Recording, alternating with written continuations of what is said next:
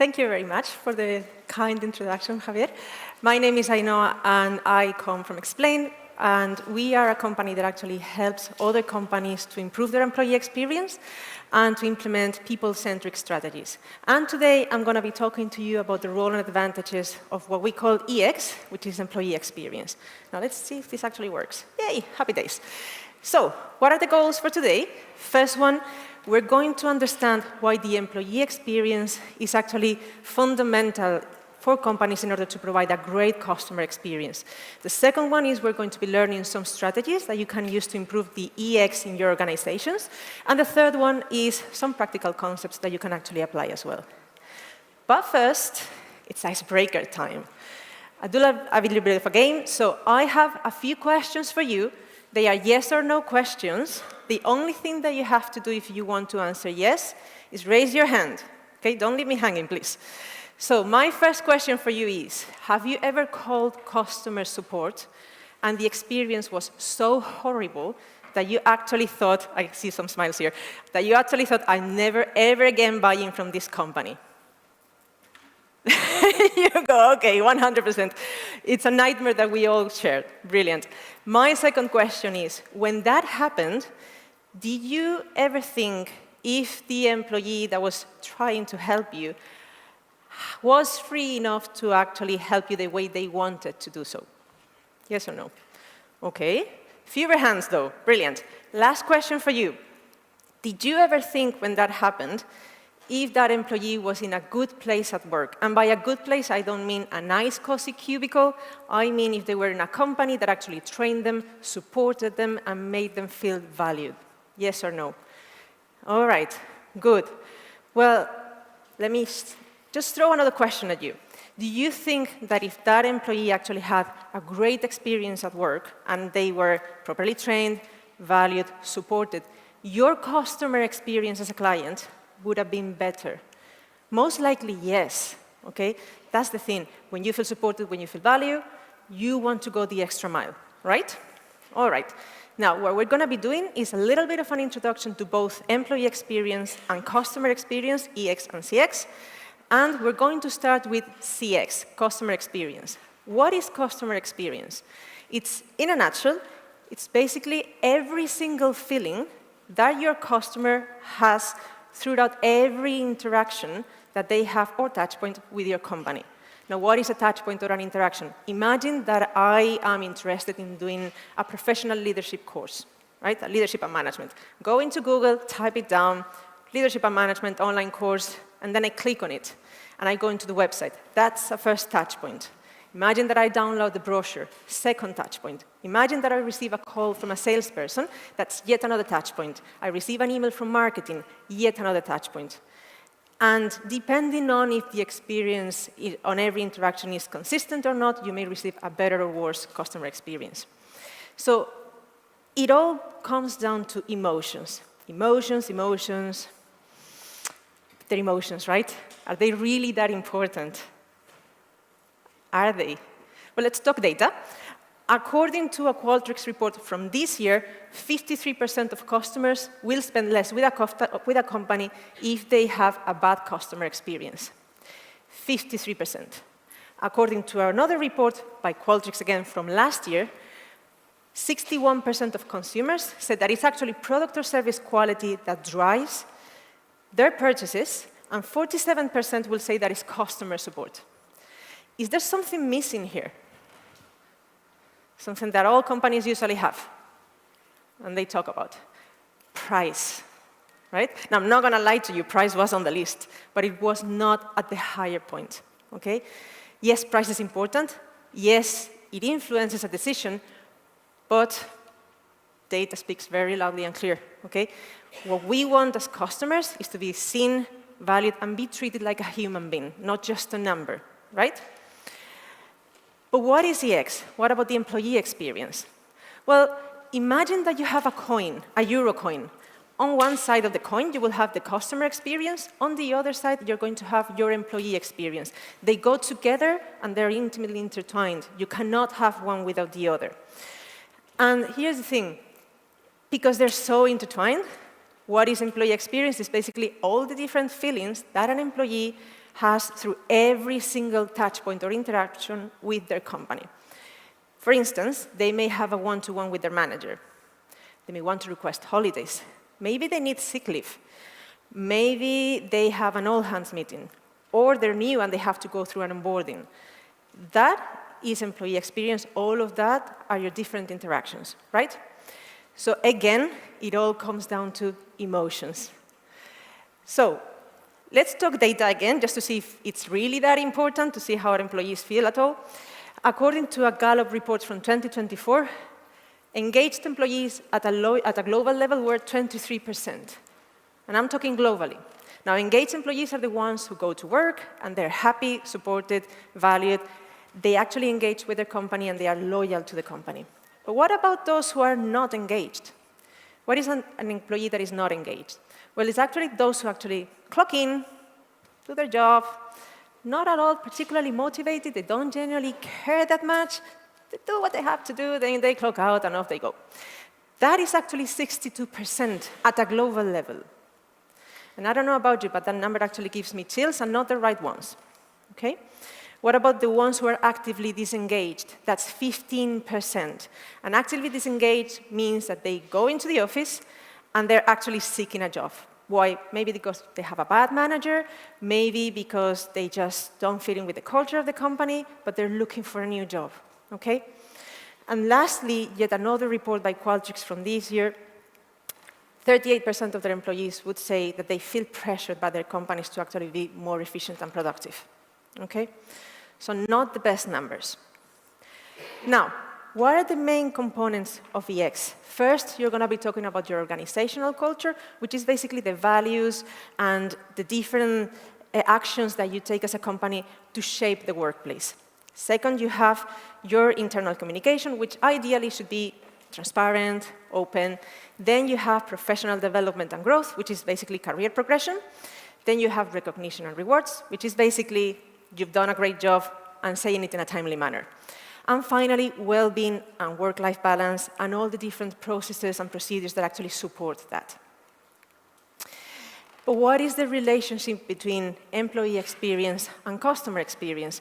How does the EX actually influence the customer experience? Well, when you have satisfied employees, when you have employees who are engaged, who are committed and loyal to your company, as I said before, they're going to want to go the extra mile for your customers. They're going to provide a much better customer service. And what happens then? Well, you get happier customers. You get customers that are much more engaged, much more loyal to your brand, which means they're going to keep coming back. They're going to keep buying from you, which means more revenue in return, right? But when a customer is happy and they keep coming back, and they are loyal to your brand, they also want to recommend you, which means that they're going to talk about your brand to your acquaintances, say family members, friends, work colleagues, you name it. Which means that you may have potential new customers, which means more revenue for your company, right?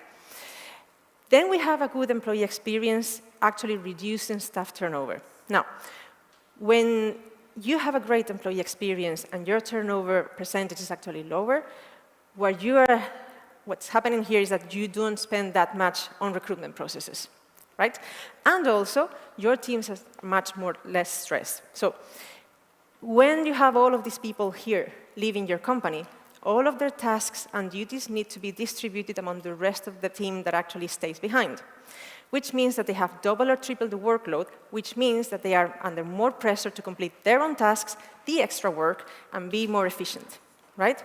Not an ideal situation.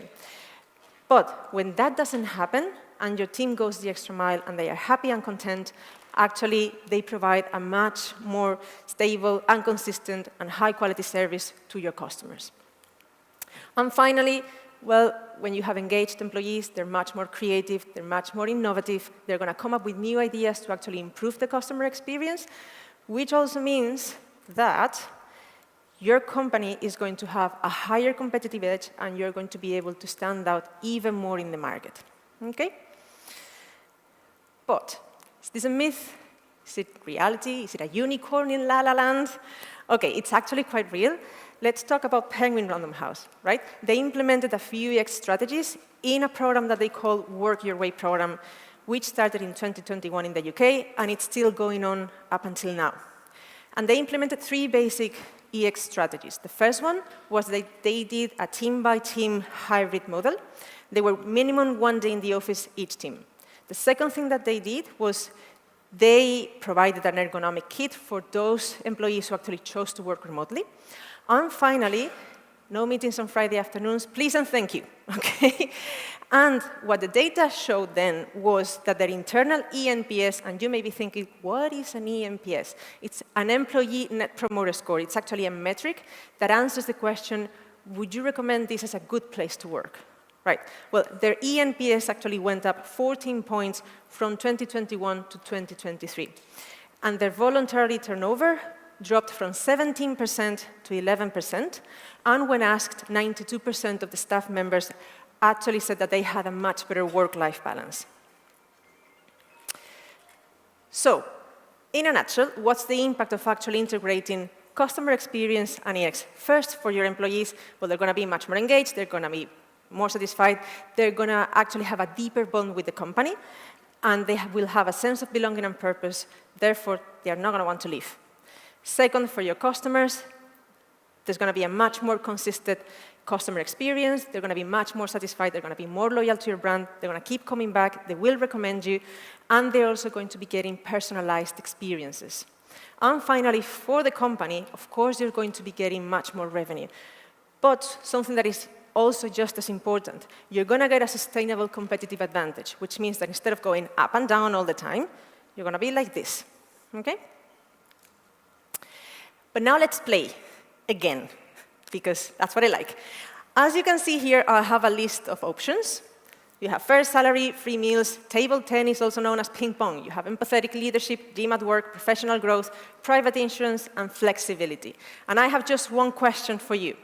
And my question is, which of these options matters to you so much that if it were to disappear from your company, you would actually consider quitting your job right now? You can only pick one. And what I want you to do is, I'm going to read the list, and if that's the one that you've picked, you have to clap your hands. Again, please do not leave me hanging, otherwise I'm going to look like an idiot. All right? So, when I do this, you stop clapping, all right? First one, fair salary. Okay. Free meals in the office. Now, that's an astounding silence. Great. Empathetic leadership. Okay. All right, good. Table tennis. No? Nothing? Okay, well, all right. All right. Flexibility in the workplace. Yes. Yay. All right. Private insurance. No? We don't like that. Okay. Fine. Gym at work. No? Neither? All right. Professional growth.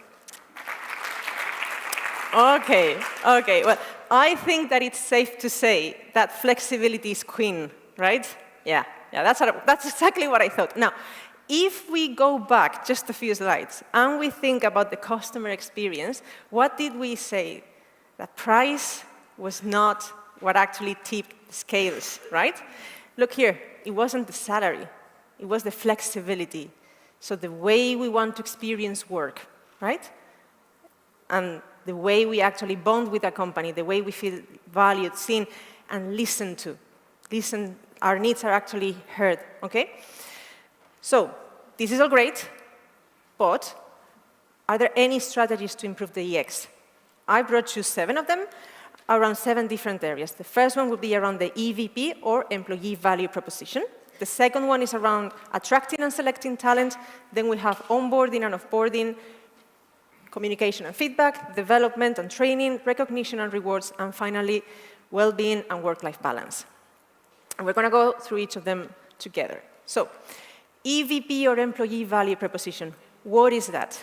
It basically is a statement or a list of things that a company provides for their employees in return for the skills.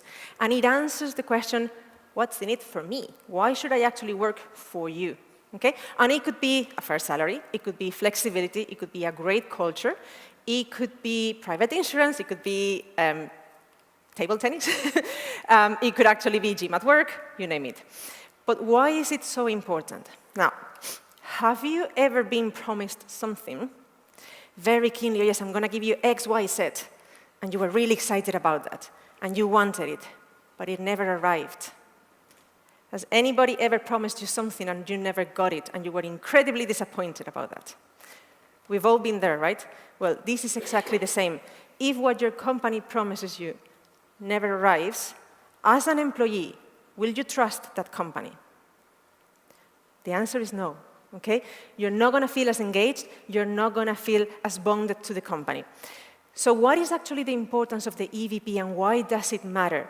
Well, it matters because, as Gartner says on this report, companies that actually do deliver on their EVP saw a 70% drop in voluntary turnover. 70% drop of people who actually wanted to leave the company decided not to do so. Okay? And they also saw a 30% increase in new hire commitment, which basically meant that they saved money on recruitment processes and they managed to keep their talent for a longer period of time. What about attracting and selecting talent? Well, the first thing that we're going to be talking about here is clear and attractive job descriptions. And it's very common to hear out there that the employee experience actually begins when a new worker actually starts in the company and they go through their onboarding. And I'm here to tell you that personally I think that's wrong. Why? Because the employee experience begins the moment that you have a vacancy at the company and you have to write the job description, right? Have you ever been job hunting and you were browsing through job descriptions and you could tell not up nor down from the job descriptions, left or right, because it was all jibber-jabber? It was impossible to properly understand the description, the requirements were not clear, and of course the salary was not even there. Right. What's going to happen when the job descriptions are like that? What's going to happen is that you're not going to attract the right talent. It's going to take you longer to actually find the right person for that job, and you're going to be spending more money, more resources, and more resources, not only human, but your time as well. Okay? So what we have to do is create a job description that reflects the role and their responsibilities as clearly as possible. If the salary is there, even better. Now, what about the recruitment process experience? Again, how many times have we been through interviews with a company? Maybe one, sometimes 2, 3, 4, even 5. And the thing that you get is a tap on the back, great job, we'll get back to you. And then a few days go by, and then a week, 2 weeks, and all you hear is silence, as if you had been on a horrible date and you've just been ghosted, right? Now, what do you think is going to happen? What do you think that potential employee is going to do? Do you think that they're going to just stand by? No, most likely they're going to go into Glassdoor and they're going to leave a horrible review about your company, and then they're going to scare away any other potential candidates that actually might have been interested in applying for that position. Okay? So that's really a clear danger. No, what do? We want to make the recruitment process as positive as possible. So we want to provide clear instructions to every single candidate. We want to get back to them on a timely manner. And then we want to provide feedback. And the next thing that we're going to be talking about is onboarding and offboarding. And again, how many times have we started a new job? That's your desk. That's your computer right there. That's the pile of tasks that you need to complete by the end of the week. Chop, chop, off you go. Right? Now, that's not an onboarding. An onboarding is not just 1 day, 2 days. An onboarding might take, depending on the job, and I am generalizing here, so take this with a little bit of a pinch of salt, but it might take from 1 to 3 months of training. And again, generalizing, it might take an employee up to 6 months to be fully productive. Why? Because they have, not because they don't have the skills, mind you, but because they have to adjust to a new job, a new company, the requirements, new teams, the dynamics in between departments, a new manager, etc., etc. It takes time. A great onboarding takes time, and you have to provide the proper training from day one, the tools, the systems, introducing the people who are going to be engaging with them on a daily basis and that are going to be relevant to their job. And then once the training is finished, follow up with them, at least for the first few months. Lend your hand, okay? Listen to them, because they might need some extra training on a particular field, or there may have to be some sort of adjustment to the duties. It's very similar with the offboarding, right? Now, offboarding should be handled respectfully and with empathy. But one of the most important things about the onboarding is something that actually barely happens at all nowadays, which is that the companies are not collecting feedback, right? So when someone leaves, we should be collecting feedback, but not just collecting the feedback, but actually acting upon it. And you may ask, why does it matter? This person is leaving the company. Well, yes, they're leaving, but they're leaving for a reason, right? And you want to avoid that reason to be the reason that some other people actually leave as well. So in order to do that, and in order to better the employee experience for the people who are staying behind, collect the feedback, act upon it, because actions speak louder than words, right? Now we're going to be talking about communication and feedback. And of course, communication should be open, and we should aim at having a great communication culture, and your employees should feel comfortable to be able to reach out to the managers because they feel that there's a safe and open space to do that and have complicated or delicate conversations, right? Yes. But what about transparency? Transparency means that we should be open about who comes and goes. So who are the new hires? Who's leaving the company? What about the different projects that each department are working on? What about the stage that those projects are in at the moment? What about new systems, new tools, new strategies that we are implementing? How are we doing financially? Is the company going well? Those are the kind of questions that your employee want answers to. And that is all about transparency. And you can do this in an all-hand meeting pretty easily. Could be monthly, could be quarterly, depending on what suits your needs best. Okay? What about feedback? Ah, yes, feedback. We've talked quite a bit about feedback already. Feedback matters. You should capture it, you should action it. Yes, great, but they're not just surveys. There are many other ways by which you can actually capture that feedback. For instance, a one-to-one, a performance review, an all-hands meeting, an anonymous town hall. There are many different ways. The most important thing is that if you ask for feedback and your employees give it to you and you do nothing, yet you ask for feedback again the following month and they give it to you and you do nothing, then what's going to happen is that they are going to stop talking. Because what they feel, the message that they're getting across is, I don't matter. My voice doesn't matter. And whatever I say, nothing's going to change, which in turn means that their engagement and their bond with the company is going to suffer. Okay? Now, what about professional development and training? There's a very interesting thing about offering growth opportunities, and is that everybody's different, and we all want and need different things. Now, traditionally, we think, when we talk about professional development, that professional development should be vertical, so moving up the ladder, becoming a manager, leading a team, but not everybody is like that. Some people actually prefer something that is horizontal. For example, I want to move from the sales team to the marketing team, bring in new skills, a different point of view, and learn from this other team. Some people genuinely do not want to lead teams. And that is a different option as well that you can consider to actually promote professional development. Okay? Oops. Now let's go back, sorry. Now, what about mentoring and training programs? They are important. Now, some companies actually think that it's dangerous because they feel that if they train their employees, they are going to leave and start working for another competitor. Well, but actually what happens is that if you think of training as a cost as opposed to an investment, that's most likely what you're going to be getting. If you think about it as an investment, then what you're doing is increasing the worth of your in-house talent. You're going to get employees that are much more creative, much more innovative, and that is going to strengthen the bond with the company. They're going to feel more valued, and there's going to be also less turnover. What about recognition and rewards? Yes, we should be celebrating wins, but both in private and in public. How do we do it in private? Well, you have one-to-ones, you have performance reviews. How do we go about it in public? There are many different ways, right?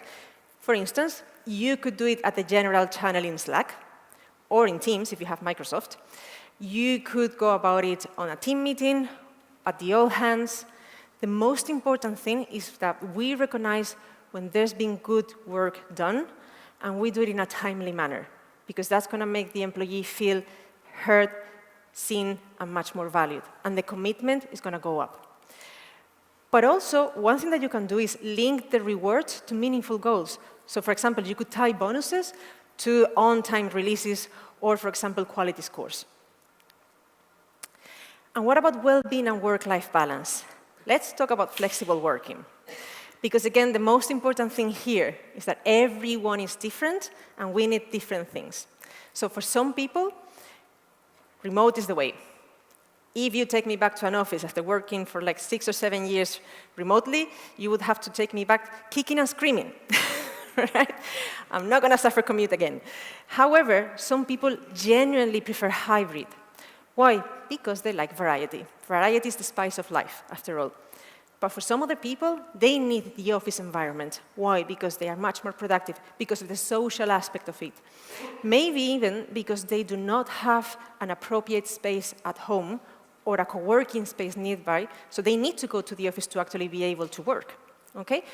So the most important thing here, actually two very important things here is, first, that you listen to your employees, what they want and need, and then offer them what you can according to your possibilities. The second thing is that you trust them to get their work done from wherever they are in a professional manner with no micromanaging.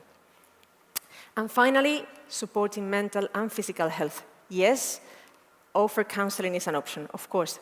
And you can also promote physical activity by doing competitions at work. But, and this is a personal opinion, the most important thing here is that we actually create a safe space for employees to have conversations about mental health. Why?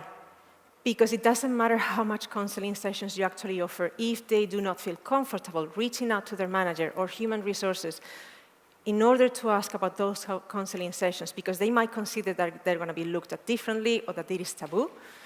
Doesn't matter how many sessions you offer, they're not going to avail of them. Okay? So let's create a safe environment and a safe place to actually talk about how people feel in the workplace. So all of those strategies are great, but how do we actually connect the employee experience with your business strategy, right? Well, how do we do it? First, the most important, and the one without you can actually do anything, is leadership buy-in.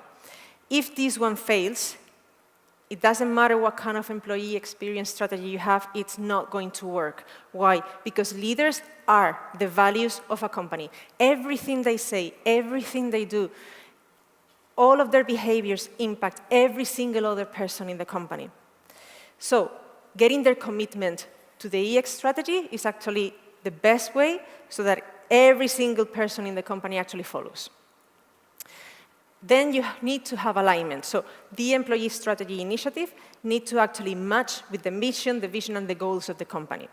Why? Because you need a coherent, a consistent strategy, right? And this actually ties nicely with the next point, which is measurement and tracking. How do I get that coherency and that consistent experience? Well, you take the company's OKRs or KPIs, and you implement the EX initiative right there. And then you go the following step down, and you take the department or team OKRs or KPIs, and you implement the EX strategy right there. And then you go the next level, and you do the same with the individual ones. And that's how you get a coherent and consistent EX strategy. But you also need what I call the magic formula, okay? Which is your quantity plus your quality. All your data, your service, your eNPS, and then your one-to-ones, your performance reviews, your anonymous town halls. And why is this so important? Let me give you an example. Once upon a time, there was a company, and in that company, according to the surveys, things were peachy. All the employees were incredibly happy, right? However, there was a huge staff turnover.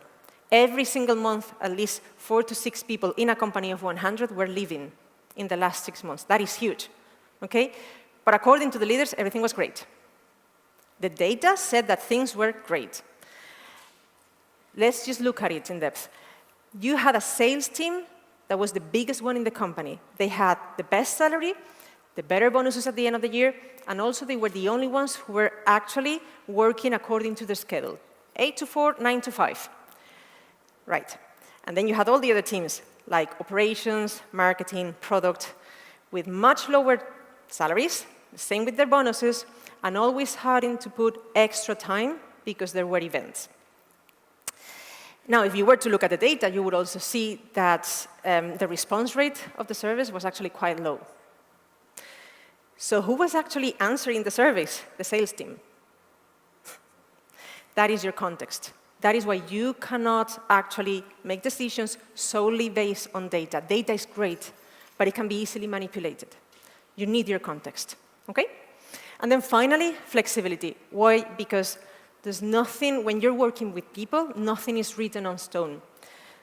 Things are going to change, so you have to adjust your goals and your objectives. And then finally, to close up, I bring you a final case study, which is about Hachette UK. They had an EX program that they call Future at Work, and they implemented it from 2022 to 2024. And they implemented 3 very simple actions. The first one was they went hybrid, then they implemented a well-being allowance, and finally, what they called the Hachette Heroes Recognition Program.